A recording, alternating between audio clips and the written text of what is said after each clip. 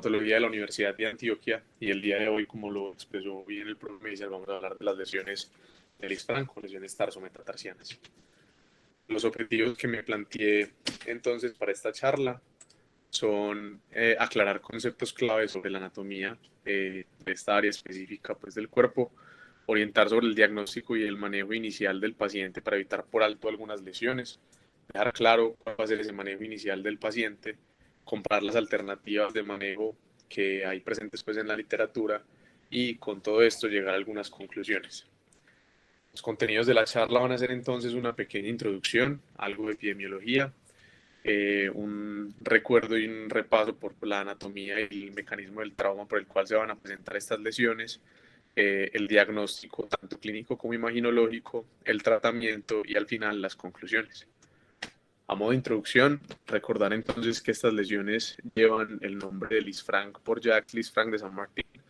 Él era un cirujano y ginecólogo francés que vivió entre 1790 y 1847 y sirvió en el ejército de Napoleón.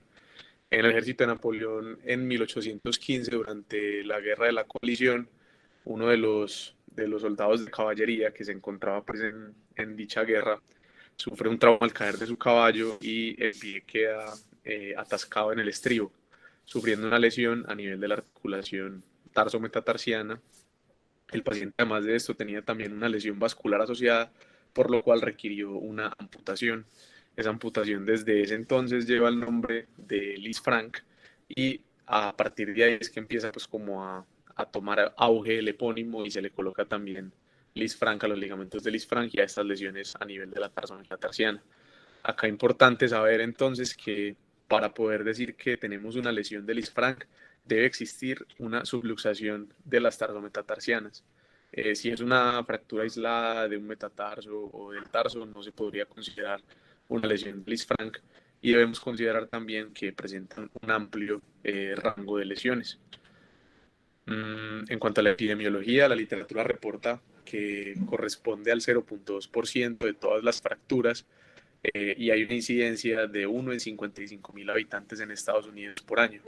Sin embargo, hay ciertas dudas sobre si este reporte es un reporte adecuado, dado que por lo mismo que estamos hablando de que tiene un amplio rango de lesiones, muchas veces puede haber un subdiagnóstico y se nos pueden pasar por altas. Incluso en la literatura eh, reportan que hasta el 20% de las lesiones pueden pasar por altas. Este haber pasado por alto una lesión de Lisfranc, lo que nos va a condicionar es un riesgo alto de que el paciente presente una osteoartrosis.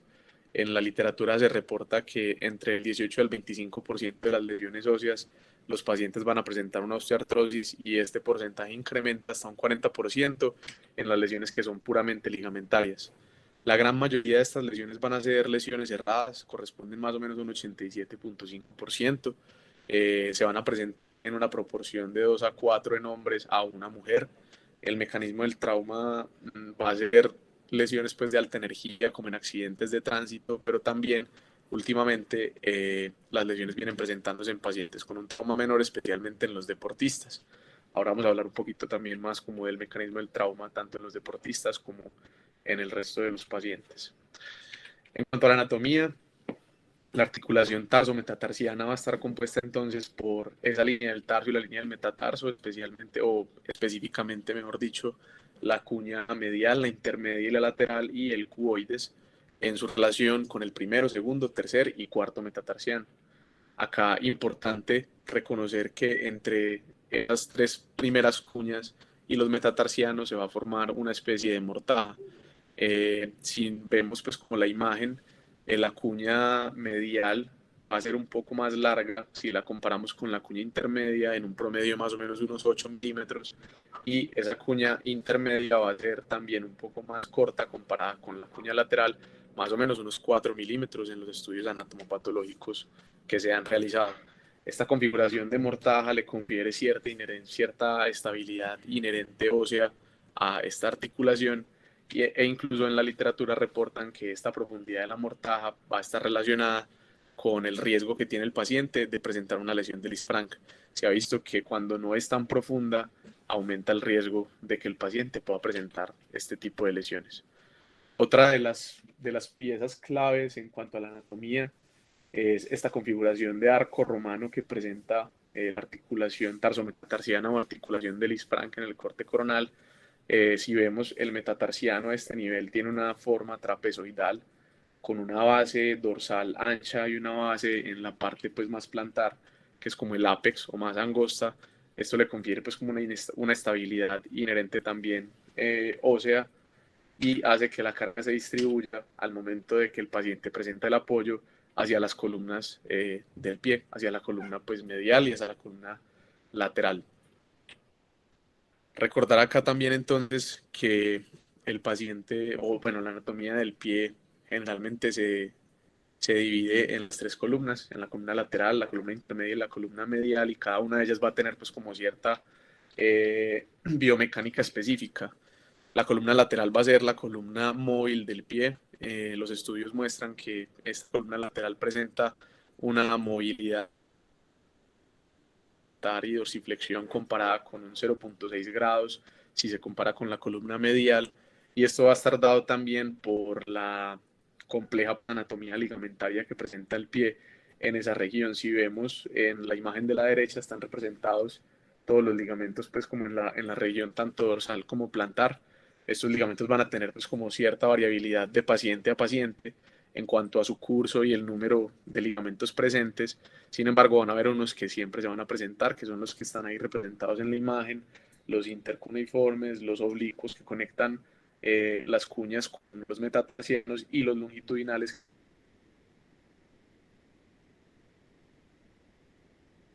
que entre el primer metatarsiano y el segundo metatarsiano no hay un ligamento intermetatarsiano, y específicamente recordar el ligamento del Lisfranc o el complejo ligamentario del Lisfranc, que son esos que están señalados en azul, en rojo y en amarillo. Si nos vamos específicamente pues a hablar de este complejo ligamentario, en el corte coronal podemos ver que tiene una parte dorsal, una parte interósea y una parte plantar. Esta parte dorsal es la más débil de las tres anteriormente mencionadas y es, digamos, lo que condiciona que el paciente cuando presenta una lesión de Lisfranc, generalmente el desplazamiento va a ser hacia dorsal, precisamente por esa debilidad que presenta este ligamento.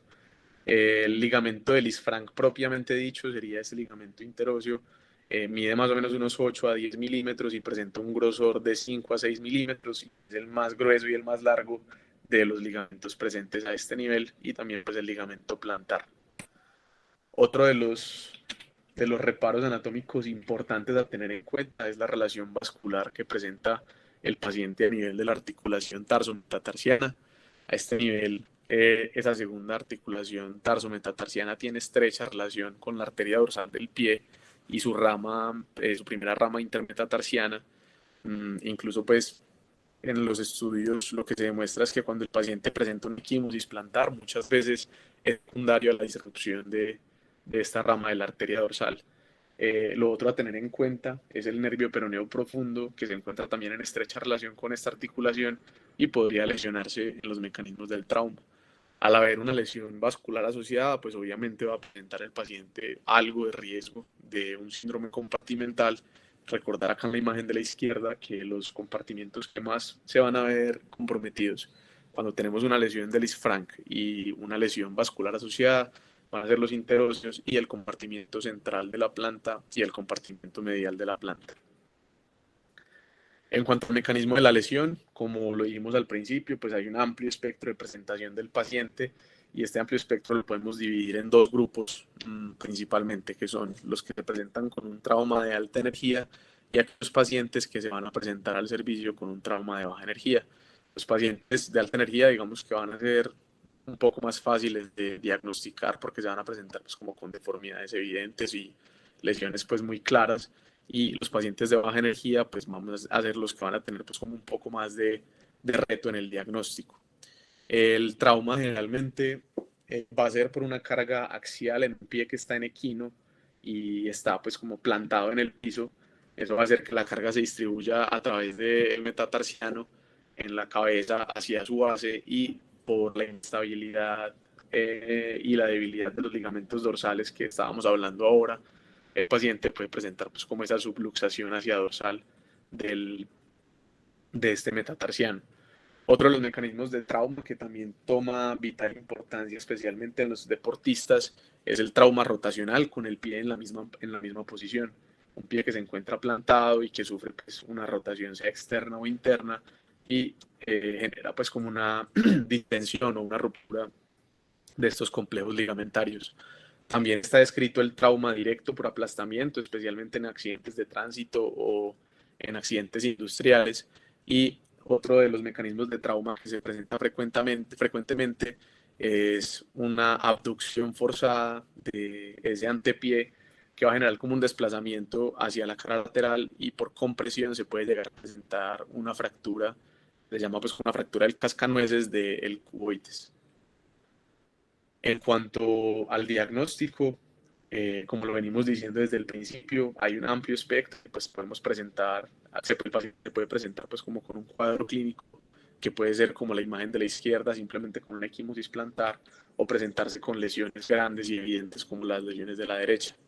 El paciente generalmente que tiene una lesión del isfranc va a presentar dolor, edema y limitación para el apoyo, y como veíamos en las imágenes de la derecha también puede presentar luxaciones grotescas del medio pie y lesiones abiertas evidentes. Algunos de los signos clínicos que nos van a ayudar a saber si el paciente de pronto presenta una lesión del isfranc es la maniobra que se ve a la izquierda para evaluar como la estabilidad tarsometastarsal, tratando de subluxarla hacia dorsal, aplicándole fuerzas tanto dorsales como plantares a la parte distal del medio pie. Y la otra, o el otro de los signos que está descrito es el signo de la tecla de piano.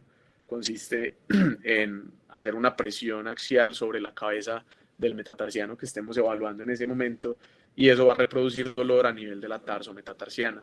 Son signos que pueden llegar a ser sensibles, pero muy poco específicos en ocasiones, pero hacen parte pues como del arsenal diagnóstico que tenemos para diagnosticar a los pacientes. Dentro del grupo de pacientes que se nos puede presentar, hay un grupo especial que son aquellos que se presentan con unas lesiones sutiles. Este grupo toma vital importancia también los deportistas, son unos de los que presentan más que todo este cuadro clínico. Estos pacientes con lesiones sutiles incluso pueden tolerar el apoyo y pueden tolerar la marcha. Al examen físico puede que solamente encontremos la parte del edema y muchas veces van a tener rayos X que van a ser normales. Pues rayos X, la serie de trauma inicial que va a ser normal. En la literatura describen que el signo de la equimosis plantar en este grupo de pacientes que tienen lesiones sutiles toma vital importancia porque pueden presentarse hasta en el 50 al 60% de los pacientes. Sin embargo, este signo no tiene estudios pues, que demuestren como un valor predictivo positivo, pero en la literatura se considera que es patognomónico de la lesión del Lisfranc y tendríamos que ahondar entonces en ayudas diagnósticas y en el examen físico para que no se nos vayan a pasar por alto este tipo de lesiones. La serie inicial que se le va a tomar a todos los pacientes consiste entonces en la serie de trauma del pie, una radiografía AP, una radiografía lateral y una radiografía oblicua. En la AP lo que vamos a buscar es la alineación del segundo rayo y vamos a buscar pues que no haya una diastasis de 2 milímetros entre la primera cuña y el segundo metatarsiano, o también entre el primer metatarsiano y el segundo metatarsiano, consistiendo pues acá en un trauma, digámoslo, longitudinal. En los rayos X laterales lo que vamos a buscar es la alineación dorsal de la primera cuña con el primer metatarsiano, el ángulo talometastarsal que debería ser siempre menor de 10, algunos describen de 15, y la distancia entre la primera cuña y el quinto metatarsiano. Y en la proyección oblicua lo que vamos a buscar es la alineación tanto del cuarto metatarsiano como del tercer metatarsiano con el cuboides. Acá tenemos pues como algunos ejemplos de lo que vamos a buscar. En esta imagen es una radiografía AP en la cual la alineación del segundo metatarsiano con la segunda cuña en su cara medial. Acá vemos en la proyección oblicua lo que les estaba diciendo de la alineación tanto de la cara lateral del tercer metatarsiano con la cara medial del cuboides y la cara medial del cuarto metatarsiano con la cara medial también del cuboides. Y en la proyección lateral, esa congruencia o esa línea suave que se presenta entre el primer metatarsiano y la cuña y la cuña medial, y el ángulo talometatarsiano que no debería superar los 10 a 15 grados según la literatura. Lo otro que podemos ver es esa altura que se presenta entre el quinto metatarsiano y la primera cuña, que no debería pues estar colapsada. Eso nos indica que muy probablemente el arco plantar está comprometido. Acá tenemos algunas imágenes de pacientes con lesiones de Lisfranc. Podemos ver en la imagen de la izquierda que esa altura entre la cuña medial y el quinto metatarsiano está comprometida, y en la región dorsal podemos ver cómo esa línea, que anteriormente era una línea suave que transcurría desde el metatarsiano hasta la cuña medial, se ve pues como rota. Otro de los signos clásicos que se pueden presentar y que hay que ser muy acuciosos en cuanto al diagnóstico es el que se ve señalado con la flecha, que es el signo del fleco. Lo escriben así en la literatura. Este signo, según algunos estudios, puede estar presente hasta en un 90% de las lesiones. Sin embargo, puede ser difícil de ver, como por ejemplo en esta proyección AP, que realmente la imagen que se alcanza a ver es una imagen un poco pequeña, y por eso hay que ser muy acuciosos cuando se esté revisando las imágenes diagnósticas que presenta el paciente. Dentro de este arsenal diagnóstico también podemos realizarle al paciente las radiografías con estrés. Digamos que dentro de los contras que tiene es que va a requerir sedación, porque el paciente pues va a presentarse con dolor. Al realizar estas radiografías, el examinador se va a exponer a la irradiación y en algunos casos puede requerir incluso anestesia. También está escrito pues en la literatura que se puede realizar un bloqueo a nivel del tobillo para que el paciente no presente dolor y uno lo pueda realizar. Sin embargo, lo que más está escrito en la literatura, a pesar de que en el medio no se realiza con frecuencia, es hacerlo bajo anestesia general y visión fluoroscópica.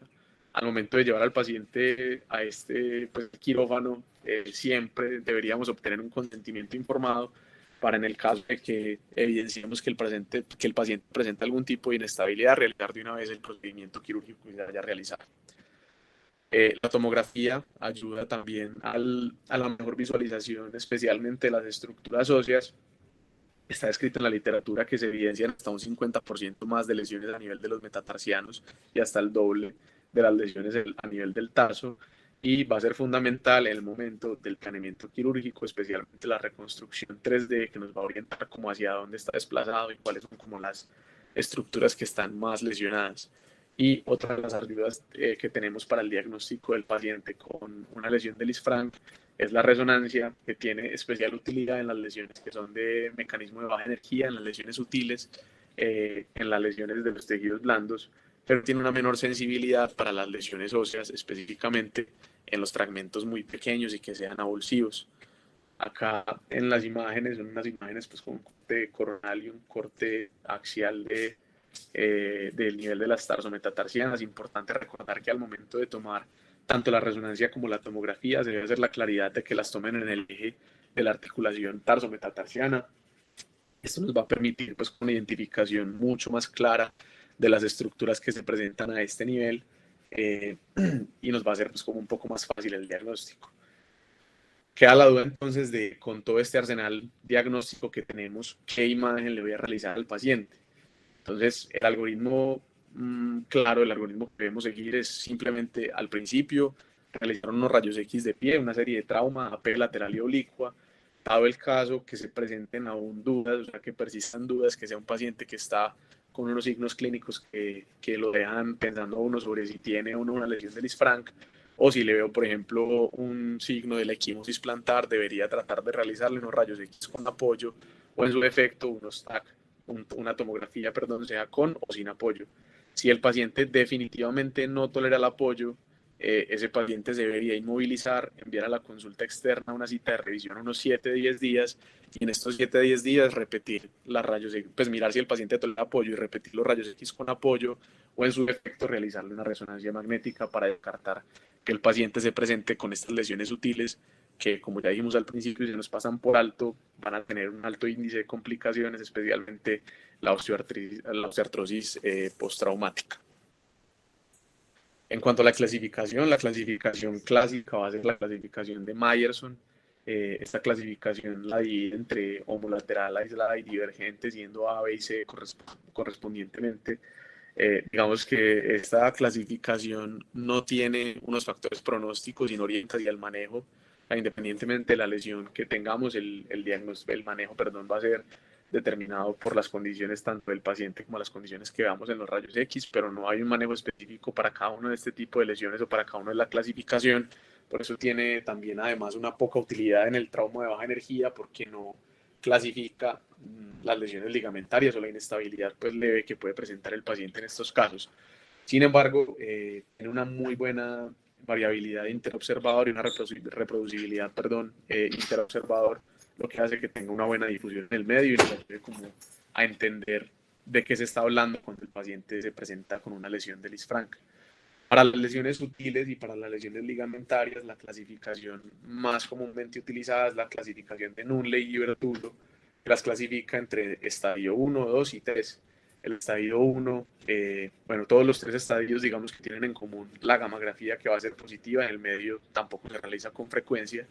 El estadio 1 va a tener como diferencia que en los rayos X la diastasis va a ser menor a 2 milímetros, mientras que en la grado 2 esta diastasis entre la primera cuña y el segundo metatarsiano va a ser de 2 a 5 milímetros, y en la grado 3 la diastasis va a ser mayor de 5 milímetros. En la grado 3 el paciente se va a presentar con un poco más de limitación funcional e incluso pues sin lograr tolerar el apoyo, mientras que en la grado 1, como podemos ver, el paciente lograría el apoyo.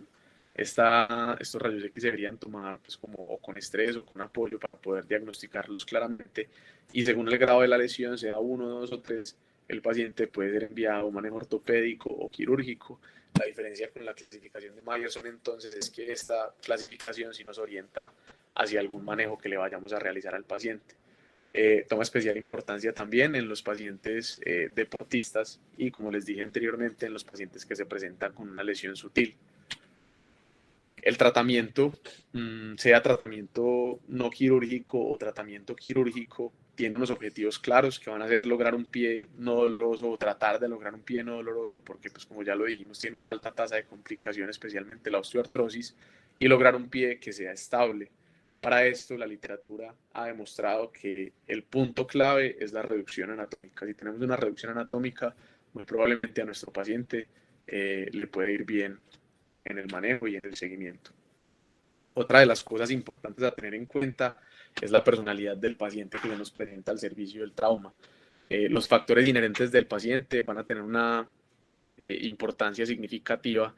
Condiciones médicas como por ejemplo la diabetes con neuropatía, un paciente que se presenta con enfermedad vascular, un paciente fumador, un paciente que tiene un compromiso importante de los tejidos blandos, puede que estas condiciones tomen un rol incluso más importante de cualquier otro hallazgo en los rayos X o cualquier otro hallazgo en el proceso de diagnóstico, y vaya a condicionar lo que vayamos a hacer con este paciente.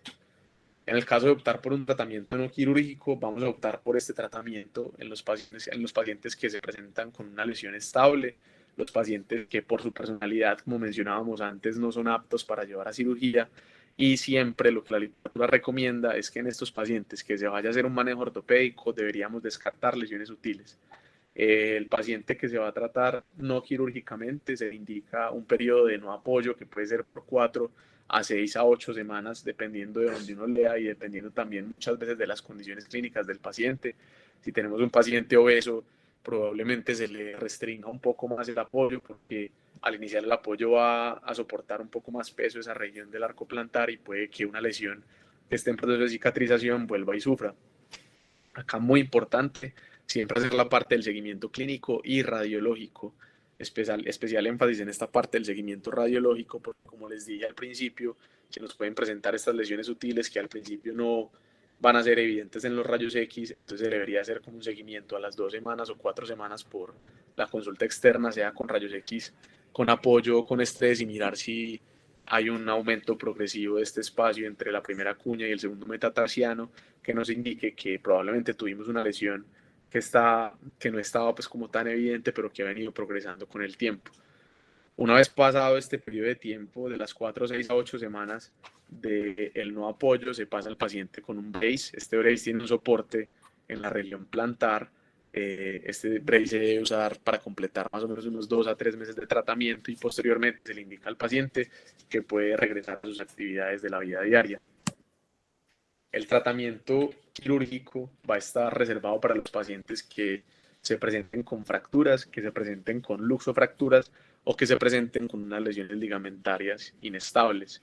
En cuanto a este manejo quirúrgico, siempre pues va a hacerse inicialmente la reducción previa, sea que se vaya a llevar al paciente un manejo por etapas o que se vaya a llevar al paciente incluso a cirugía rápidamente, porque cuando se presentan estas luxaciones, muchas veces la región de la piel dorsal va a sufrir porque tenemos muy poco tejido celular subcutáneo y puede estar soportado, pues además del trauma inicial, los tejidos blandos ya sufriendo y las lesiones óseas pues comprimiendo más aún esta región dorsal, nos puede llevar a una necrosis incluso de la parte dorsal y el tratamiento quirúrgico va a ser mucho más difícil en este tipo de pacientes.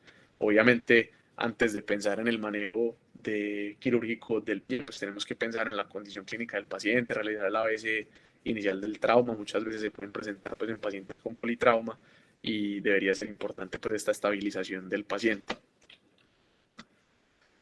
El manejo por etapas. Inicialmente, si el paciente se presenta con una herida abierta, lo deberíamos llevar a un lavado y desbridamiento. Si el paciente no es apto para cirugía, se debería realizar una estabilización. Y si los tejidos blandos no son aptos para cirugía, se debería esperar al signo de la arruga para poder llevar al paciente al manejo definitivo. Este manejo por etapas inicialmente se puede realizar con una fijación percutánea con pines o con una fijación externa, como vemos en la imagen de la izquierda y abajo. En la literatura últimamente lo que describen es una fijación bilateral para ganarle tanto longitud a la columna media y a la columna lateral, y que por ligamento taxis, después si el paciente va a ser llevado a una cirugía definitiva, la reducción, digamos, puede ser un poco más fácil. También importante, como en la imagen de arriba a la izquierda, en caso de que el paciente se presente con algún tipo de efecto de cobertura, en el primer tiempo quirúrgico deberíamos tratar en lo posible de cubrirlo, sea con injertos de piel o sea con sistemas de presión negativa, para ayudar pues como en el pronóstico de estas lesiones, que por sí ya es malo. El manejo definitivo tiene varias controversias, específicamente sobre el material de osteosíntesis a utilizar, sobre los abordajes a utilizar y sobre si se debería realizar o no una artrodesis primaria o una osteosíntesis. También para definir qué manejo definitivo vamos a tener con el paciente, habría que tener en cuenta la parte de la biomecánica del pie, recordar entonces que la columna lateral va a ser la columna móvil del pie y por eso requiere una fijación más flexible comparado con la columna medial y con la columna intermedia. Dentro de lo que sí siempre se debe hacer es, bueno, esto que les estaba mencionando de la biomecánica y la fijación flexible de la columna lateral, y lo que recomienda la literatura es que a pesar, o sea, cual sea el método de fijación que se vaya a utilizar, deberíamos iniciar desde medial hacia lateral para inicialmente ganarle la longitud a la columna medial y la intermedia, y esto probablemente nos vaya a llevar a que la columna lateral se reduzca por sí sola. Y pues en dado el caso de que no se reduzca por sí sola, pues también intentar reducirla y fijarla con los pines percutáneos. Dentro de este manejo definitivo tenemos también el fijador externo. Este fijador externo lo vamos a utilizar como manejo definitivo cuando hay un compromiso importante de los tejidos blandos y que como tal nos precluye una fijación interna o una fijación percutánea. Lo vamos a usar también como coadyuvante en los pacientes que se presentan con una conminución importante y también como coadyuvante en los pacientes que tienen una osteopenia significativa que probablemente predisponga a que cualquier otro material de osteosíntesis que se use, si no se usa con este fijador externo adicional, pueda colapsar, pueda romperse por todas las cargas a las que se sometido. Como les estaba indicando, la recomendación es fijar tanto medial como lateral. Podemos ver en las imágenes de la derecha que el paciente presenta un pin que atraviesa transcalcáneo y tiene fijación tanto lateral como medial. Se puede fijar de la columna medial solamente pues el primer y segundo el primer metatarsiano, perdón, con su primera cuña, y en la parte lateral, si la técnica quirúrgica lo permite y si el cirujano en el momento de realizarla puede fijar todos los metatarsianos, pues también sería lo ideal, ganándole longitud a todas las columnas del pie. Los tornillos, se puede utilizar en cuanto a los tornillos, se puede utilizar pues la técnica percutánea. Esta técnica percutánea está reservada para aquellos pacientes que presentan un desplazamiento menor a 2 milímetros y que tienen un ángulo talo-metatarsal menor de 15, me equivoqué, perdón, es menor de 15 grados.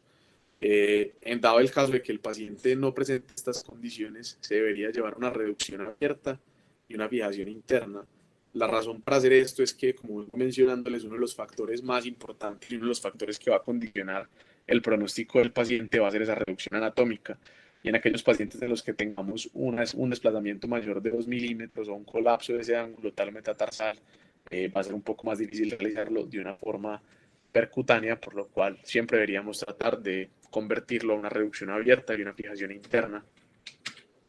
Esta reducción abierta, el abordaje va a ser una incisión medial y una incisión lateral centrada entre el espacio del primero y el segundo metatarsiano, y la incisión lateral va a estar centrada sobre la diáfisis del cuarto metatarsiano. La incisión medial me va a permitir acceso al primero y al segundo rayo.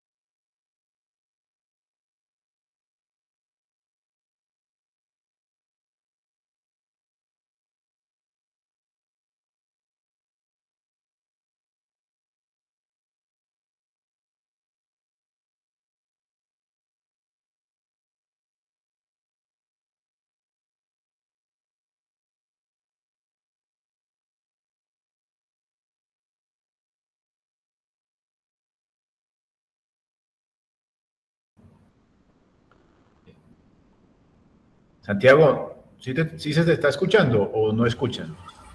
No, no se escucha. Santiago debe tener un problema de conexión. Santiago, ¿no te estamos escuchando?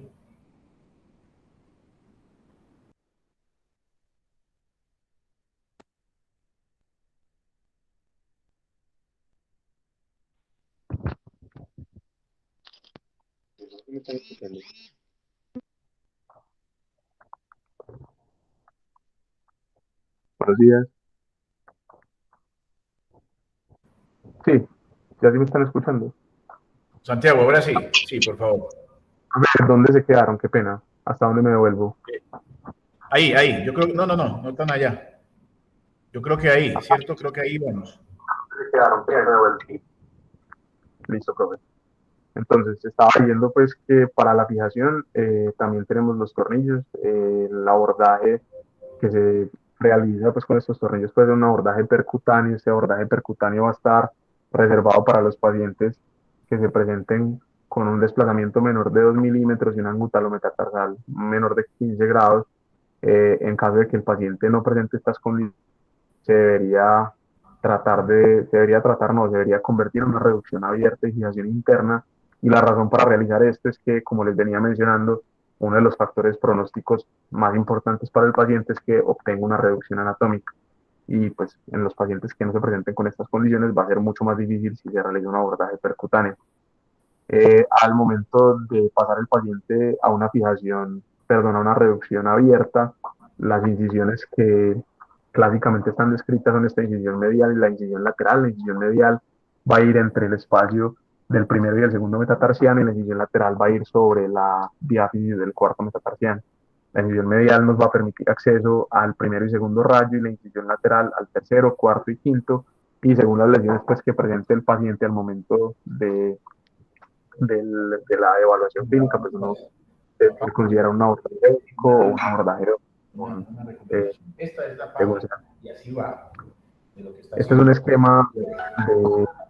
No se la muestres a ninguno de los socios todavía, porque Profe, sabemos que Edwin es un poco sensible con el tema. Pero tú y yo sabemos que también si nos pegamos de la velocidad de Edwin, todavía estamos ahí. Fíjate que no hemos avanzado. Y la única manera de avanzar es, como tú dices, hay que salir. Hay que salir. No salir mal, salir, Doctor, ¿me dice puede pero apagar el salir micrófono? bueno, ahí en el esquema podemos ver pues como la recomendación de la literatura sobre cómo se debería realizar esta fijación. Inicialmente anclarse a la cara medial de la primera cuña y a la cara lateral del segundo metatarsiano para reducir la articulación del isfranc. y pasar un tornillo que se puede hacer de manera retrógrada o anterógrada. La manera anterógrada en la literatura reporta que tiene una menor incidencia de lesión del tibial anterior que se pega pues ahí en esa primera cuña y en el primer metatarsiano, y posteriormente se pasa a hacer la fijación de los rayos que se encuentren comprometidos. Al hacer esta fijación con tornillos, siempre recordar el avellanado para evitar pues como las fracturas de la cortical dorsal de los metatarsianos y para permitir pues como un ángulo de ataque de esa articulación que sea perpendicular y nos permita pues como una reducción más adecuada. En caso pues de que el paciente se presente también con lesiones del cuarto y del quinto, como lo venía diciendo, esto se deben fijar, pues que sea un poco más flexible.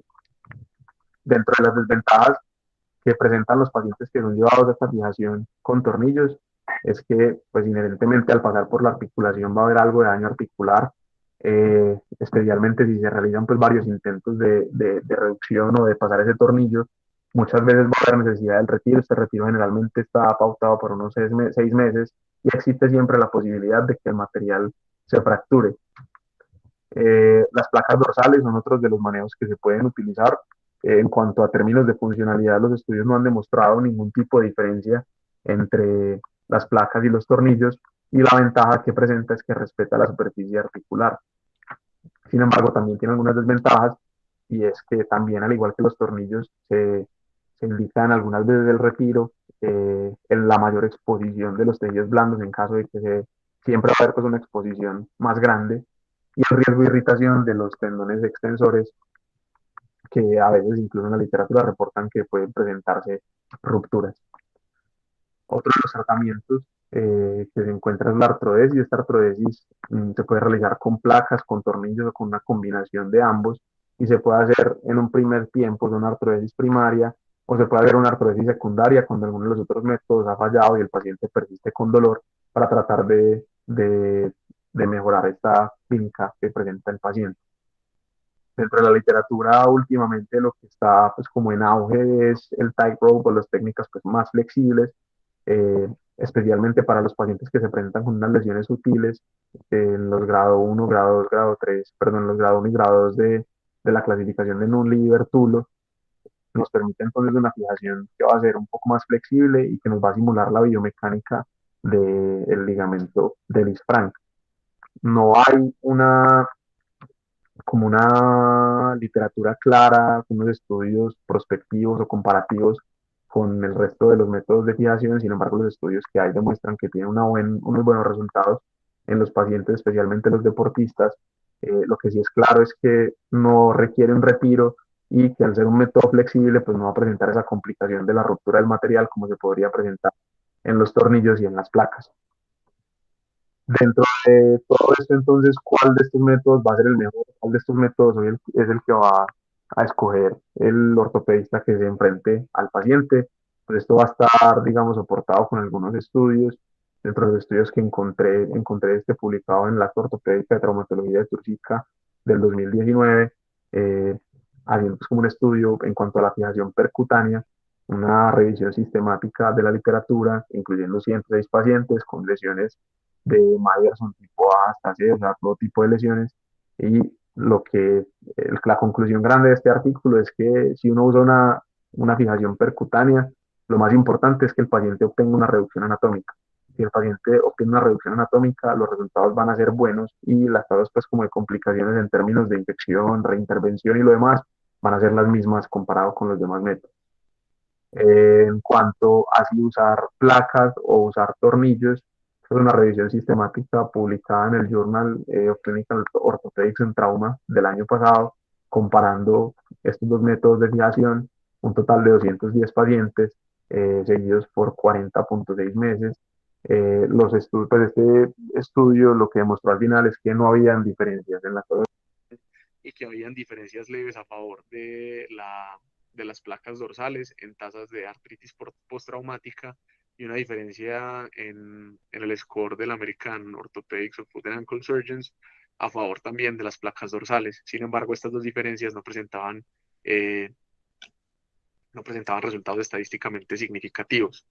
El argumento pues, de los autores de este artículo es que pues, al pasar el tornillo por la articulación va a generar algo de daño inherente a este paso de rosca pues por la articulación, y por eso pues los pacientes podrían presentar una mayor tasa de esta artritis postraumática. Sin embargo, los estudios que fueron incluidos en este estudio eran bastante heterogéneos, por lo cual al final ellos hacen la aclaración de que no se podría llegar pues, como una conclusión clara al respecto. Sobre si usar la artrodesis primaria o hacer una reducción abierta y una fijación interna. Este artículo publicado en el 2019 en el Journal de Foot and Ankle Surgery incluyó 187 pacientes, de los cuales 111 fueron llevados a una reducción abierta, una fijación interna, y 76 artrodesis, ahí me equivoqué, perdón, en el número, y se les realizó un seguimiento total de 62.3 meses. Acá encontraron diferencias significativas entre la reducción abierta y la fijación interna. eh, Escribían que se asociaba pues, a una tasa más alta de reintervención, y que la reducción abierta y la fijación interna se asociaba con una tasa mayor de dolor persistente.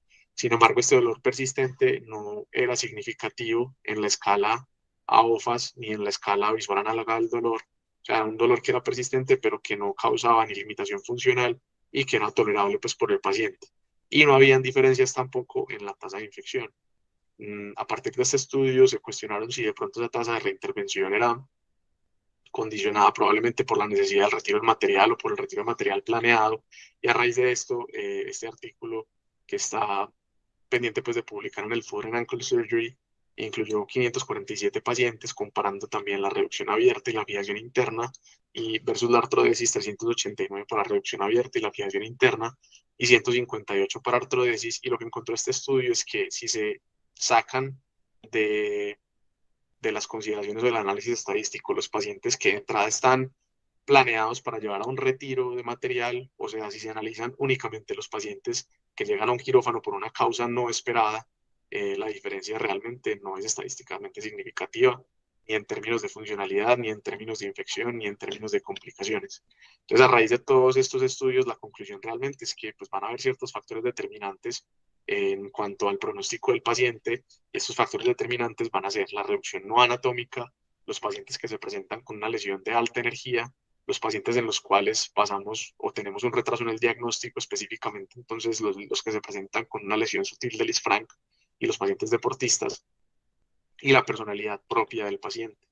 Eh, con todo esto, pues entonces las conclusiones a las que llegamos pues de la charla es que el tratamiento de los pacientes debe ser individualizado, teniendo en cuenta pues como las características tanto clínicas como de la lesión que presenta el paciente, que las complicaciones que se van a presentar no van a estar directamente relacionadas con el método de tratamiento de fijación que se realice, sino más bien con las características del trauma inicial, que es lo que va en últimas a determinar el pronóstico de nuestro paciente, pues el desenlace clínico, y que independiente del método que utilicemos, lo que nos va a garantizar que el paciente, o lo que nos va a garantizar no, pues porque como les dije al principio hay una tasa alta de complicaciones, lo que nos va a ayudar a que el paciente probablemente no termine con una complicación grande, va a ser esa reducción anatómica. Entonces siempre la debemos buscar, sea abierta o sea percutánea. Y en caso de sospechar una lesión de Lisfranc, ahondar en las ayudas diagnósticas, sea pues, la tomografía o la resonancia o los rayos X con apoyo con estrés, para evitar en últimas las complicaciones que se pueden presentar. Muchas gracias.